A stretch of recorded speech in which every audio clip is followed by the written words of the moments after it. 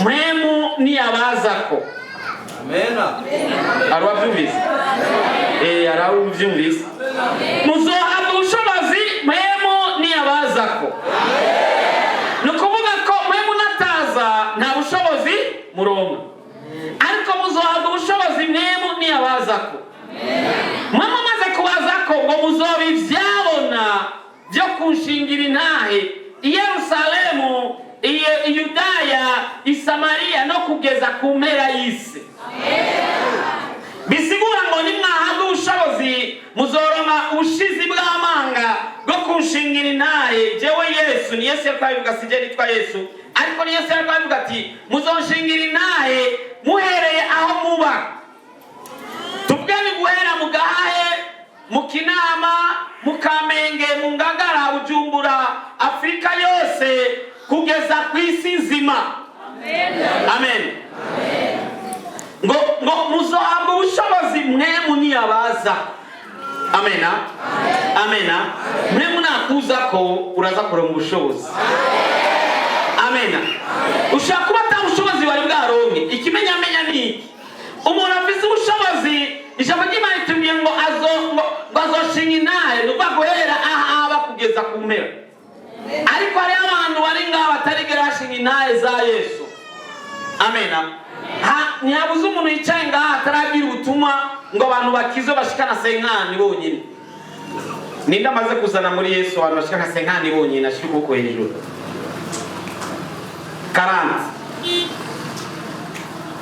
30 20 basi.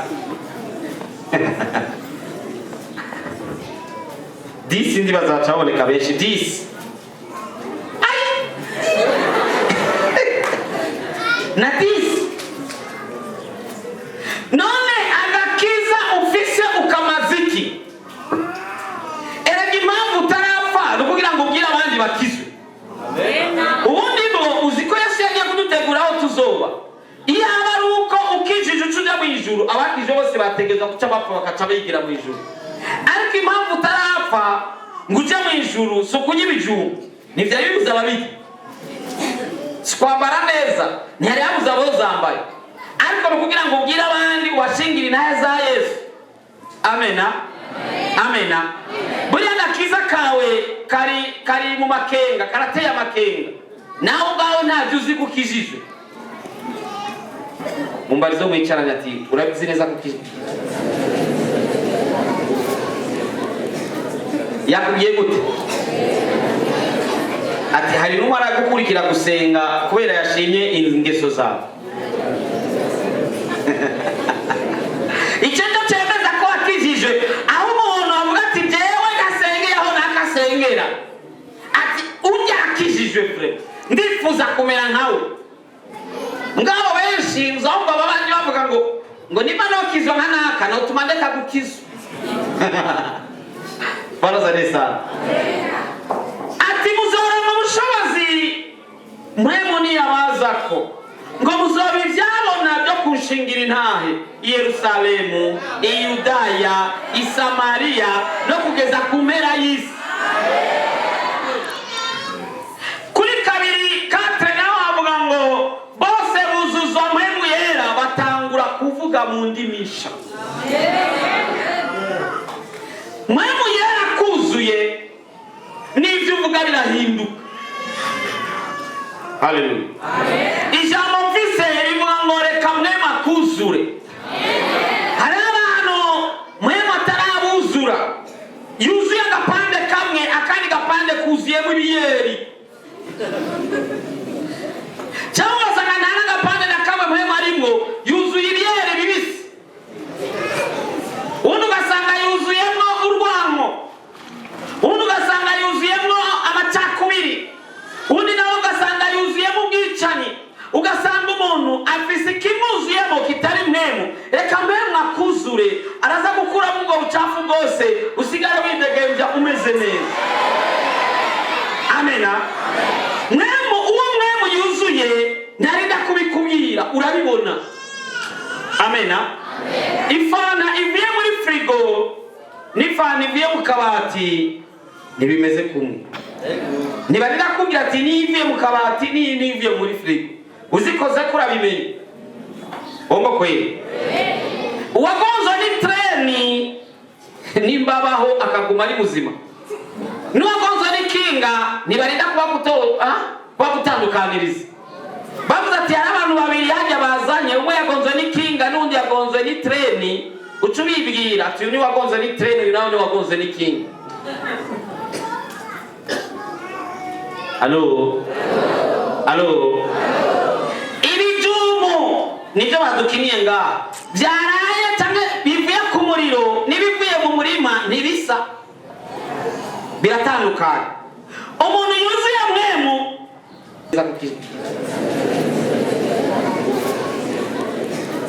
yakubwiye gute ati hari n'umwe aragukurikira gusenga kubera yashimye ingeso zawe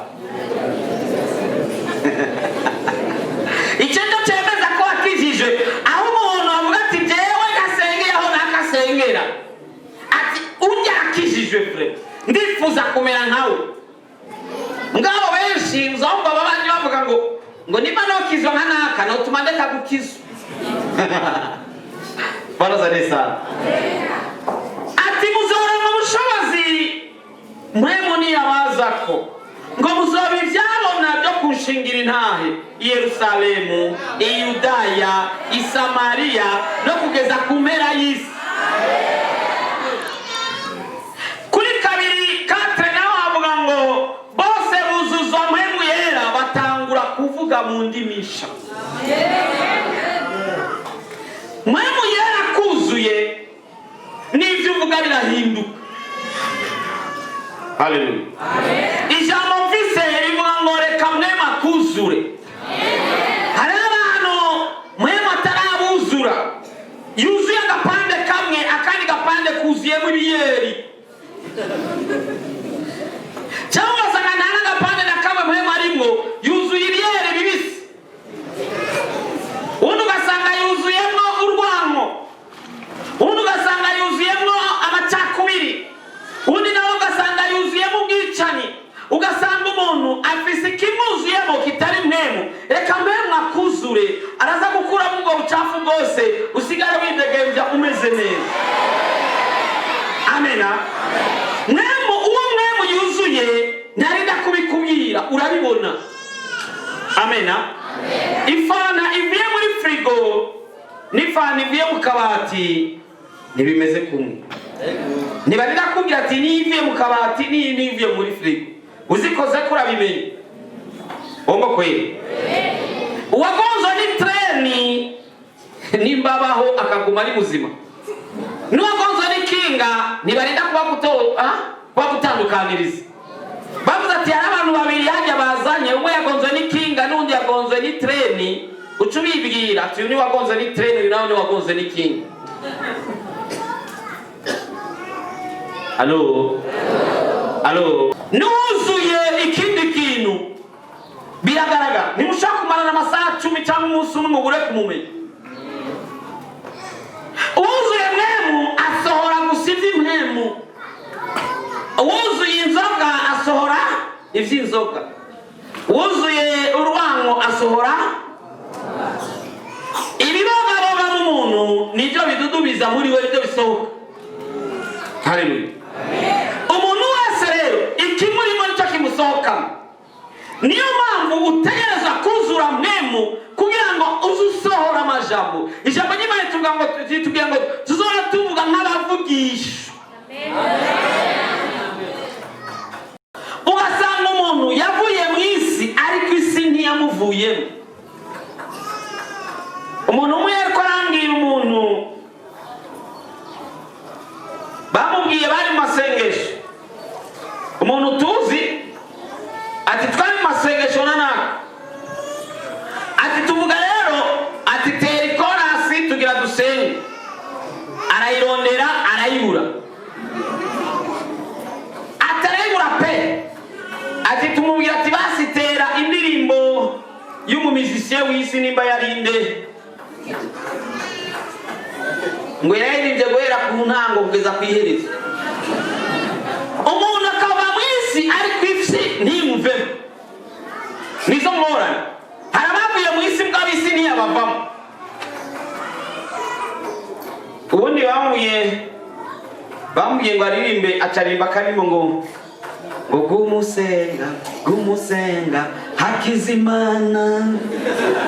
Umva karakarimbo k'Imana. Bagabona hakisi.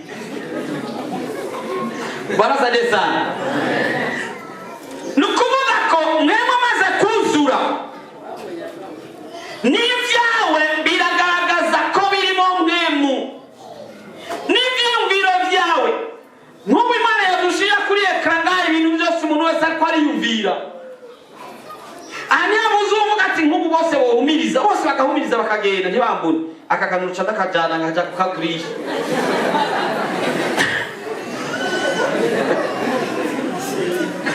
Nk'ubu Imana yashira kuri ekran ibyo umuntu wese ariko ariyumvira. Anya muzuvuze programme yo kumugoroba kuja gusamba. Agasenga kinjira mu mu mugabo saa 8 akaba yabaye uwundi. Reka mwema kuzure hose. Reka mwema kuzure. Umumama umwe yaragwaye. Ahamagara pastor ati pastor imufashe usenge. Pastor aragera wiwe. Nyamumama amubwira ngo pastor je mfise igihe. Nico cyara kimfasha kugira ngo singwa. None nagihamagaye chance.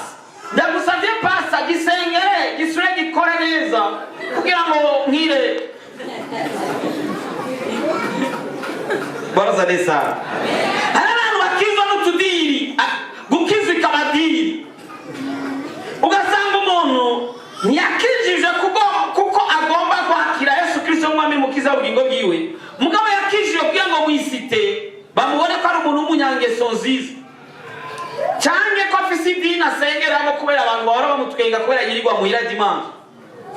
Ugasanga umuntu yakijijwe kumbona kugira ngo naja gusaba kadeni baze bakamwime ababwira ati genda senga kuri Hope Church je niyo sengera. Baraza neza. Ugasanga umuntu yakijijwe n'utudiri. Urumva ntiyakijijwe kugira ngo aje mwijuru, mugabo yakijijwe kugira ngo boss ntabone ko ari umupagani basi. Hari umugabo yigeze kubigira yitwa Simoni. Simoni Bibiri mwita ngo Simoni w'umunyamareba. Yarakora amareba yiwe agasamaza abantu. Kugeza abantu bamukondorera inyuma, bamwe batanga kuzara mwita ko ari we Mana. Kubera arakorera mamaji akakorera utuntu. Barasade sana. Umusirizima urizina ba Filipo baraja kuvuga ubutumwa. Barabuvuga abantu barakizwa, hakizwa papa, hakizwa mama. Na Simoni akizwamo. Arabiheba. Arakizwa, arabatizwa. Mugabo nubwo yabatijwe yaravuye mwisi, mugabo isi ntiyamuvamo. Ubundi munsi bamaze kumenya abigisha, bamaze kumenya ko ari abantu bariko barakizwa hariya, baza kurungika Petero na Yohana kugira ngo nabo baje kubuvugaho. Bagezeyo Petero atangura gusengera abantu baruzura mwemu. Barasene sana. Buriya hari ibintu bitatu bituma umuntu ashobora kuzura mwemu. Hari ijambo ry'Imana, buri ijambo ry'Imana umuntu ariko ararivuga, wewe uryakira mwemu arashaka kugendera ukazubona wuzuye mwemu. Icya kabiri, Imana yashaka kugendera utabiziga ukabona uruzuye mwemu, utangiye kuvuga mu ndimi sha cyane ukatangura kumva ko ududubiza mu mwemu. Barasene sana. Icya gatatu, barashaka kugusengera ukuzura mwemu. Iyo mirongo yose irahari ni kubera umwanya nayo turinda gusoma. Kimwe muri ibyo bitatu kirashobora kugufasha kuzura mwemu. Ubaye umukristo tuzuye mwemu ntacyo umaze. Ubumeze nk'agatiyara kigira, agatiyara umuci muzokabona cyane gose. Barasane sana. Simoni arakizwa, abumukizwa, mugabo mukizwa w'umunyamadiri. Abana Petero asengeye umuntu aruzura mwemu. Avuga ati iyi niyo maji rero irusha izindi. Acabwira Petero ati ndaguha ngahe usengere ubushobozi nanje bwo kuzorasengera abantu. Agakiza ni byiza kugafata katarimo amadini. Buriya abantu bose mubona bicenga hasi bose baje gusenga. Hari warafize programme n'umukobwa ngaha Sasa mubwira ati turaza kuvugana mvuye gusenga, nawe ati ntuma sengera iwanyu. Arumvise idini y'umuntu amufitiye ideni ngaha, avuga ati genda azasengera, tutuma twinjirana, asohotse ndamufata. Nyamuntu ajya gusenga, ajya gusaba ijambo umutegetsi kumbure bakorana asenga ngaha, avuga ati ambonye sengera iwabo n'ijambo zo musaba zogemera. Kizwa vya vrai, hapana madili. Bwana sana sana.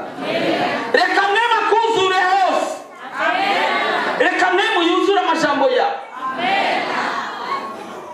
Nari mzengo? Reka mwema yuzura impuzu zawe. Wambare muzu ya mwemu di. Utembere muzu ya mwemu.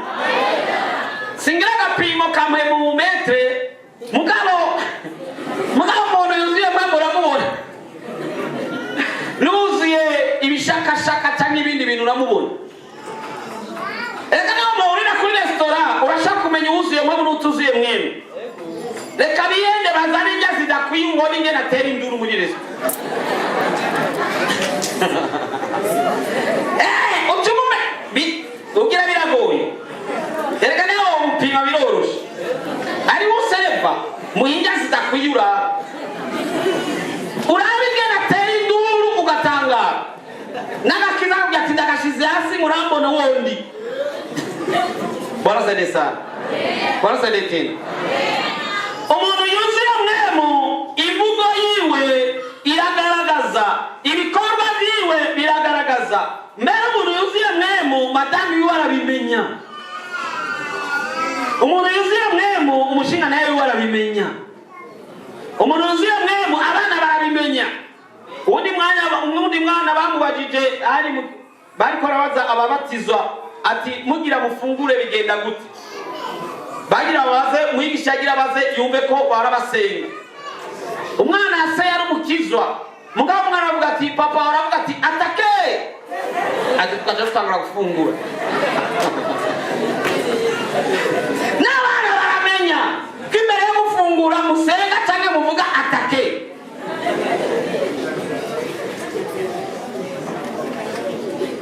Umuntu yuzuye mwemu arinjira. Ukumva n'ijwi rya mwemu yera rivuga. Umuntu yuzuye mwemu n'amaso y'umwemu aruguruka.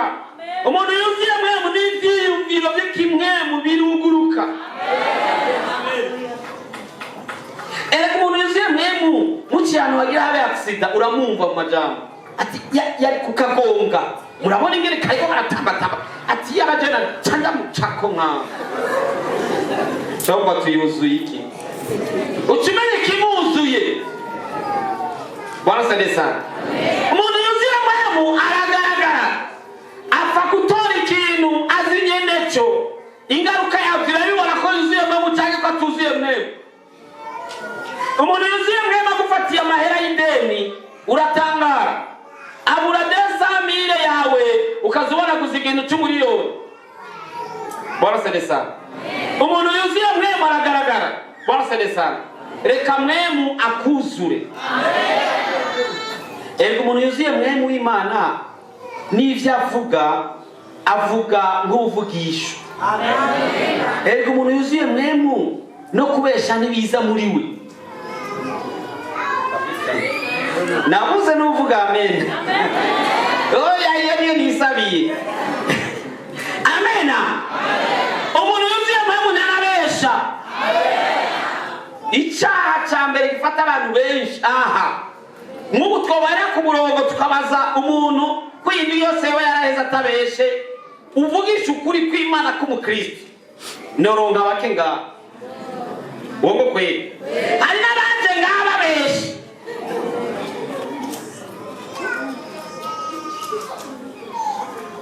Mugabo umwe yari muri bus.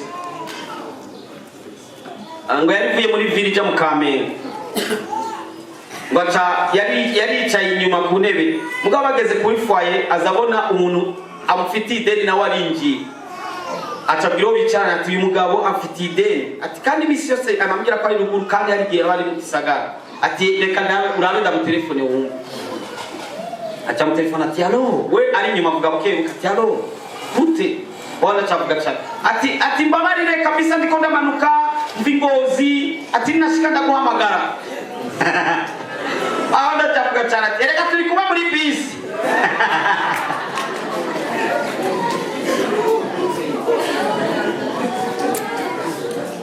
Wewe undi muntu twari kumwe baramutelefona kumutelefona kumbe ari nyuma y'ikindi kibambaza aho nyene aritaba amubwira ko ari kure na wa wundi ari nyuma y'icyo kibambaza. Je nivyo niboneye n'amaso ataba dore ko ndakumva ijwi ritaciye kuri telefone ubwo ni turi hafi na hafi. Aho twarabonana ivyo nivyo niboneye n'amaso. Undi yabeshe telefone ngo telefone zirabeshe. Telefone irabeshe cyangwa uyikoresha ni wabeshe. Bwana sante sana. Reka mwema kuzure ndugu yangu. Erega mwemu niyo simako izofatana n'ijuru mu gihe tuzatugiye mu ijuru. Nuzogenda gute utagira mwemu ko ari cyo kidodo kizoba ari kidodo kizokubita ku bantu. None uzoba utagira mwemu gute ukabesha guhera mu gatondo kugeza amasaha ugasanga umaze kubesha kane. Kandi mu kwihana icyo ntibigera wihana uko wasambanye ariko wanyoye inzoga ariko wakoze ibintu uvuga ko ari binini mugabo kubesha nuvyitaho ko cyo bari icyaha. Reka mwema kuzure. Amena. Reka mu bikorwa byawe utwo tudiri ukurakora mutukore mugabo dukore mukuri. Amena. Uzure mwemu. Amena. Umuntu yuzuye mwemu ntaje gukotesha imuzu kugira ngo bamwemere yagiye kuresha. Urivuga uri n'icuri naho ugeza bagashaka bagakunda cyangwa bakareka kuko uzoba wuzuye mwemu. Amena. Mwemu rero amaze kwinjira muri wowe arakwemeza icyaha cyose aho kiri, bigatuma ugiranira imigenderanire myiza n'Imana yawe. Umaze kugira imigenderanire myiza n'Imana yawe, Imana itangura kuzivugana nawe. Hari ingabire z'imwemu. Amena. Muri izo ngabire za mwemu zitangura gukorana nawe ugatangura kumenya ibizo. Amena. Ukatura kubizoba bikaba nk'uko byatuye. Nk'ubu tugira twatura ku kwezi kwa gatandatu tukwature kw'ivyiza. Aruwavuze amen. Tugira twature ku kwezi kwa gatandatu kutubera ukwezi kwiza. Uziko mu kwezi kwa gatandatu hari abantu bazogenda bapfa umumu kwiwe kandi muri abo nawe nurimo bazopfa. Kubera batarigera barapfa bayifata ibisanzwe. Kujya apfa abatarigeze gupfa biba bimushikiye ntaba yarigeze gupfa, sivyo none? Rero mvuze ni ntuzopfa ubifata ibisanzwe. Abatazopfa bashira ukuboko hejuru mu kwa gatandatu. Nanje mu kwa gatandatu sizopfa. Amena. Turatura kuko twuzuye mwemu. Turatura ukwezi kwa gatandatu ko ni ukwezi k'umugisha. Ni ukwezi ko kubona ibyiza. Ni ukwezi ko kwishurwa. Ni ukwezi ko gutera intambwe. Ni ukwezi ko kunguka. Nuzoba mu kwezi kwa gatandatu. Nuzogira atsinda mu kwezi kwa gatandatu. Nuzokwiga mu kwezi kwa gatandatu. Nuzosubira inyuma mu buzima mu kwezi kwa gatandatu. Ukwezi kwa gatandatu tuzotera tuje imbere. Ukwezi kwa gatandatu ni ukwezi ko kumva ijwi ry'Imana. Ukwezi kwa gatandatu ni ukwezi ko kubona ibyo Imana iri kutwereka. Ivyo byatuye mu izina rya Yesu kubuzima bwawe.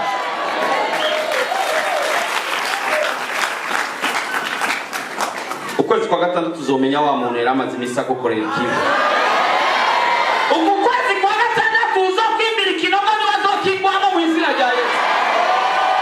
Uku kwezi kwa gatandatu kuzokubera ukwezi kudasanzwe mu buzima mu izina rya Yesu. Bagiye kukuvuga neza nubwo batabishaka. Bagiye kuguha amazina meza nubwo batabishaka.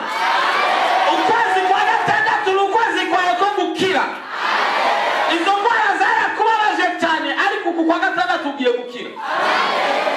kubona Imana mu buzima bwawe. Amena. Amena. Amena. Amena. Ngira ndagusenge. Mwemu adudubize muri wewe. Ingeso zitari zimeze neza zihere. Maze utangure kwerekwa ibyiza by'Imana. Amena. Urazi kurarota, urukurarwa. Ukarota urukurarwa mu kinogo, urukurajya utuyabu, urajya imbeba, nivyo urota gusa.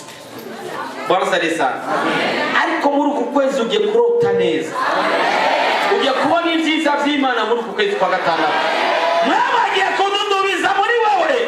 Ugiye gutangura kuzora ubugi ikintu kiba nk'ugucatuye. Uku kwezi kwa gatandatu Imana ishira ijambo mu kanwa kawe. Kugira ngo icyo watura kibe nk'ugucatuye. Kuko ijambo ry'Imana tubwira ko tuvuga nk'Imana, no kuvuga ngo tuvuga nk'abavugisha. Amena. Amena. Amena. Amena. Uku kwezi kwa gatandatu inyota y'ibibi wari ufise ihere mu izina rya Yesu. Usanga afite inyota yo gutukana, yo kwiba, yo gusambana, yo kunywa inzoga. Mugabo muri kwa gatandatu inyota ihere mu izina rya Yesu. Reka ngubwire, Satani yoba yari yateguye ikibi nka divorce cyangwa ikindi kibi cyobaye mu buzima bwawe muri kwa gatandatu, ndabihagaritse mu izina rya Yesu. Ndahagaritse imigambi yose y'abadayimoni n'abarozi n'ibinyakuzimu n'ibidayimoni byose, nta na kimwe kizogira icyo kikugira. Zaburi ya 91 ku murongo wa 10 havuga ngo nta kibi kizogira icyo kikugira, ngo kandi nta n'icyago kizokwegera ihema ryawe. Kandi ibi bigiye kuba mu kwezi kwa gatandatu. Amena. Amena. Amena. Ugiye kubabona bamaramara imbere yawe. Nari muzari ugiye kubabona bamaramara imbere yawe. Kuko waragira bikore. Weramus. Ugiye kwandikwa ko kirazira. Nari muzari ugiye kwandikwa ko kirazira. Weramus. Bazabiyene. Bazosanga wara yamaze gushiraho kirazira. Amena. Kandarazi n'amazina yawe. Yesu aguhezagire cyane.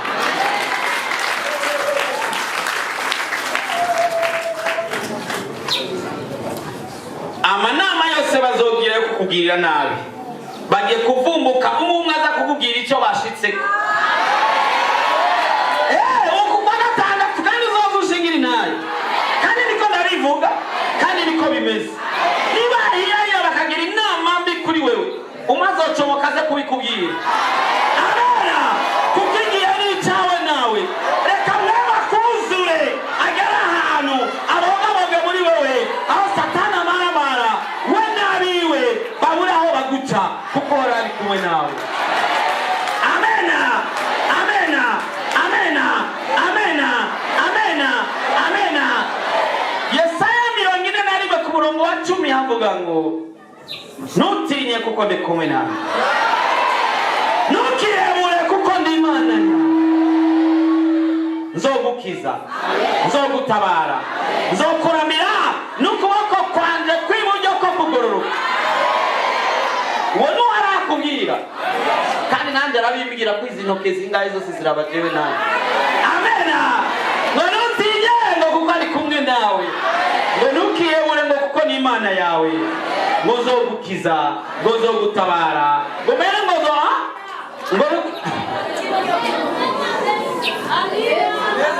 arahiriwe umuntu yaje uno munsi. Amena. Kugira mugenzi ati urahiriwe. So kandi mbwira turahiriwe. Wicaranye n'utabikubwiye muva impande. Muva impande pe. Ujya kwicara hano. Mubwire rero ati urahiriwe. Ko waje uno munsi. Ati imigisha yose ni yawe. Amena. Amena. Amena. Amena. Reka mubwire, hari umuntu amaze imisarira, afise agahinda katagira uko kangana, kandi ntariko arabona neza ejo ingene agiye kumera. Ngo uhora arabifise mu minwe, ngo kandi agiye kubikora. hari ishu ije kandi izoza giturumbuka, kandi uzocumenya ko ari wa musi. Uze wibuke zino tariki. Yesu aguheza neza. Kugira dusenge. Ngira sengera umuntu agomba kuzura mwemu muri hose na vyose. Ahaguruke ndamusenge. Reka maziyo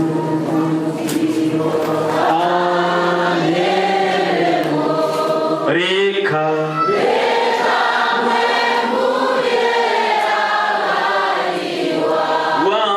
wanganza mubingura